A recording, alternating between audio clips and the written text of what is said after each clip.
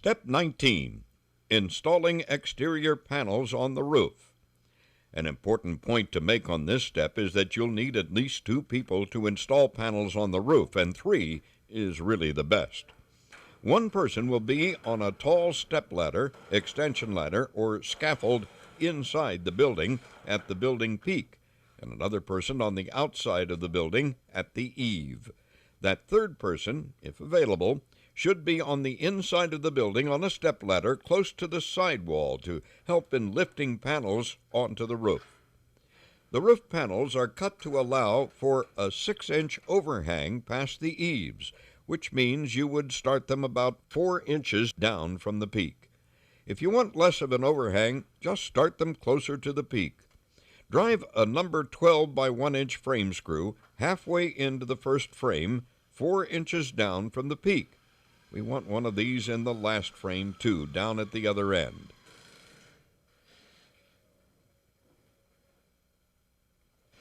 Now, stretch a string line between these two.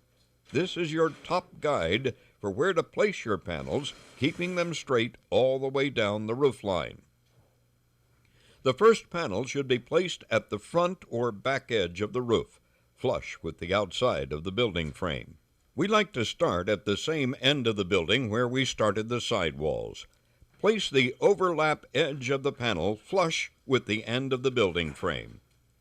Now, the person's job at the upper end of the panel is to line up the panel's edge with the edge of the building's frame and set the upper edge of the panel flush with the string line.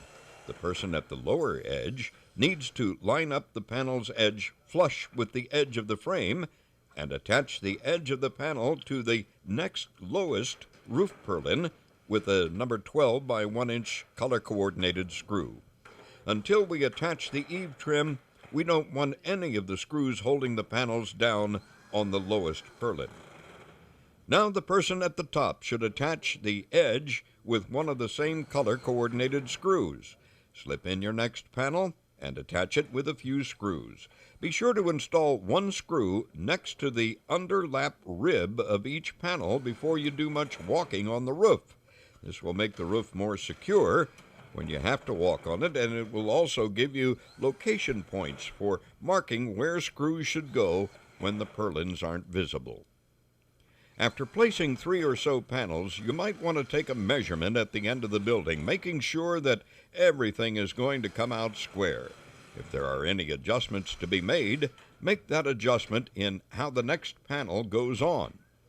After all the roof panels are on, as I described above, you're going to get on the roof and run a straight line, marking where each screw should go so that those lines are nice and straight. Remember, when walking on the roof, step on the flat areas of the panels, not on the major ribs, and you need to make sure you step near or on top of the purlins or frame members. Now, when you're putting the exterior roof panels on the other side, the top person will have to work from the side of each panel or from the roof on the other side, but other than that, the actual installation procedure is the same.